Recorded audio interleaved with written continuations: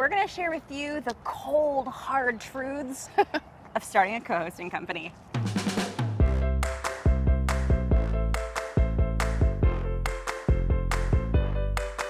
The number one question we get asked is, how do I find owners and how do I get them to pay me to co-host their property, to manage their properties? Co-hosting hot tip. If you're really amazing at hosting your own property, the clients will come to you. That's what we've seen the most success with, is just doing an amazing job, and those clients will flock to you. You won't even need to go look for them. But Annette, how do I do that? You're so awesome at it. You're telling every person about it because you're excited about the money you're making. You're excited about the 5-star reviews that you're getting. So just you talking about it everywhere to everyone is that word of mouth marketing that you're doing for yourself. Here's some tactical examples of how you can do this. You could speak, this is literally what I did when I moved to Columbus, Ohio. I did not know one soul, and I came here from New York.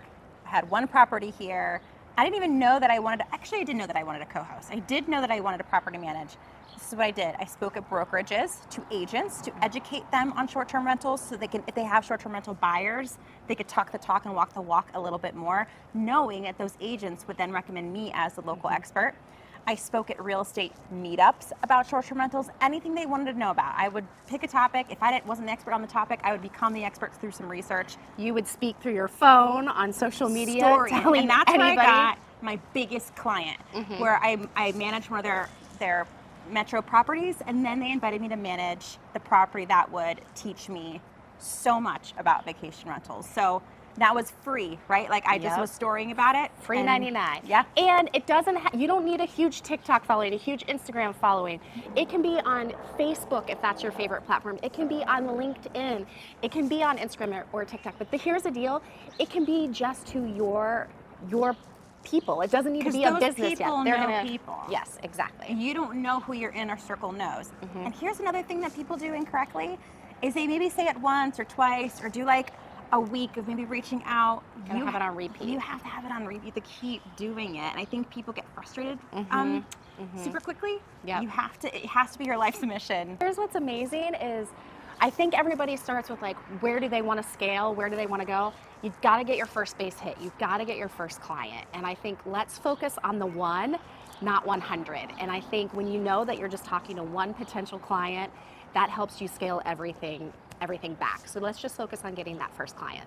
Okay, so you are marketing. You are out there waiting for that first client. Well, while you're waiting, because you're not going to have to wait long, you want to get your contract and your fees in order. You got to be prepped and ready when that first person is interested. And here's why. When you are co-hosting, there are a lot of liabilities that you don't want it to surprise you when you're like in the middle of either a lawsuit or a gray area, right? You want to protect yourself. So I say the first step, if you want to have a co-hosting business, is to find an attorney who maybe has some other property managers, co-hosting clients, real estate. They understand that world and they can help guide you. I've worked with 2 attorneys now that have both helped shape what I believe to be a really solid, structured co-hosting company. And we just have to asterisk, we're not attorneys here, but we do know that state to state, these rules and regulations are very different. And the word co-hosting and what services you provide underneath that, you may need to be licensed. It may be a totally different name of your business and what type of services you provide. So you do need to check this in your location. And then the attorney can help you with your owner agreement, right? So when you do get an owner, you love their property because their property matters just as much as how much they like you. You have to like them and their property. But then you can say, great, here is this awesome legal document that I've worked with an attorney to come up with so that we can start this relationship off on the right foot. It's black and white. It's all there in that document. And if you both agree to it, then you get to move forward and build that thing. Okay, so when you get a potential property owner and you get on a Zoom call, you have coffee or just a phone call, you can ask them these 3 questions. I think the number one question for me would be, how do you want the guests who leave your property to feel? And from that question, I want them to talk about how important 5-star reviews are to them. because that means that we are aligned. They understand the importance of guest satisfaction in their short-term rental, which means we will agree more when I want to make changes to the property or tweak things or adjust things, right? And Sarah said this before the camera went on, and I think it was brilliant. She said she wants that partner to care about the reviews just as much as she does, and that way she'll know that there's alignment. Yeah. The second question is, what are their revenue goals?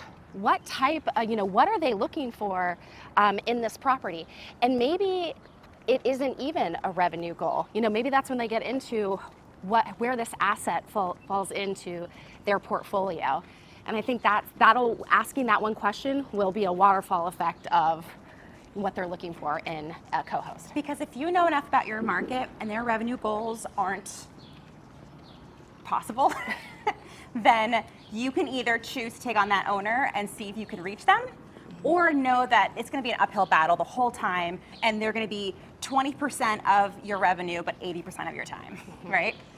And the third question piggybacks off of the revenue goal.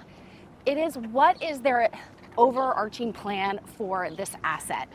Is it for tax purposes? Is it because they want their family to use it?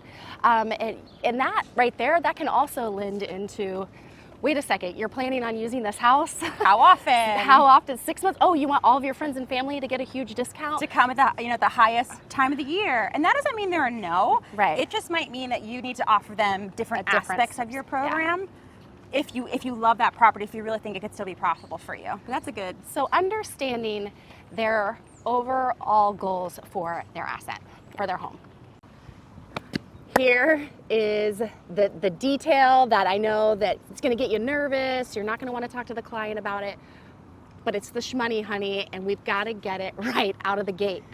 You're going to be doing a lot of work, and we need to make sure that you are compensated for all of it. Co-hosting's amazing. It's rewarding. You are going to learn so much. You're going to make a lot of money, but only and only if you decide what your revenue is going to be for the work that you do, and you stick to it. Okay, at least in our community, there's so many people who they just want to get started, and so they're willing to compromise.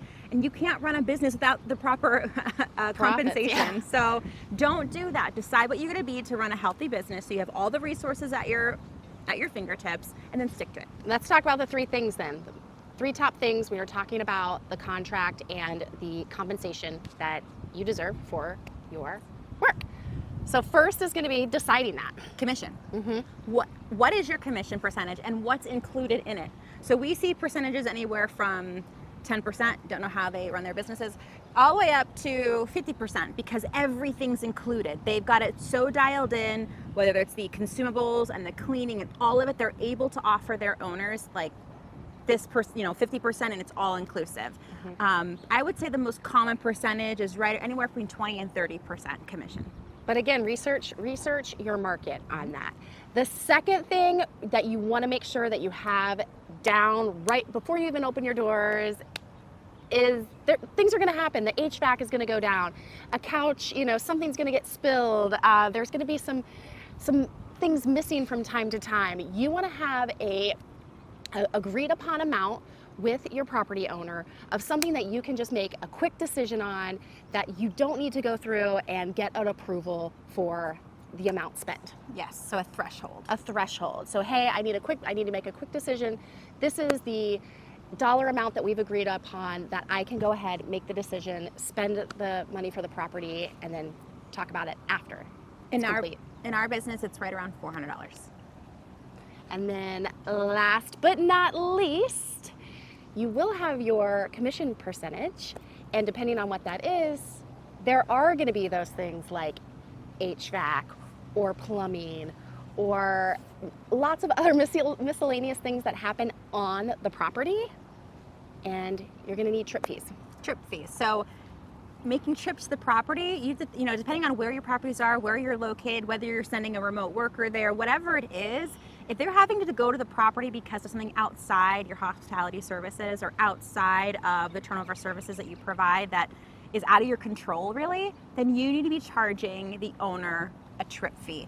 Understand what that trip fee is going to cost you and make sure that's in the contract that you sign.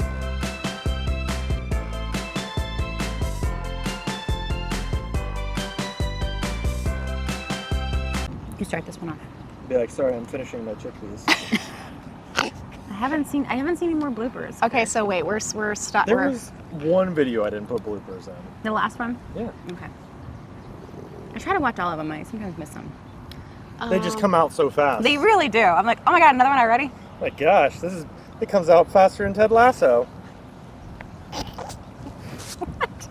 That's funny because there's a new episode every week. Yeah. I'm not suffering. I'm not having fun, Sarah. Yeah, I want it to be hot. I'm always cold. Wait. So like 80 is perfect. Kirk, she's like, I want to suffer.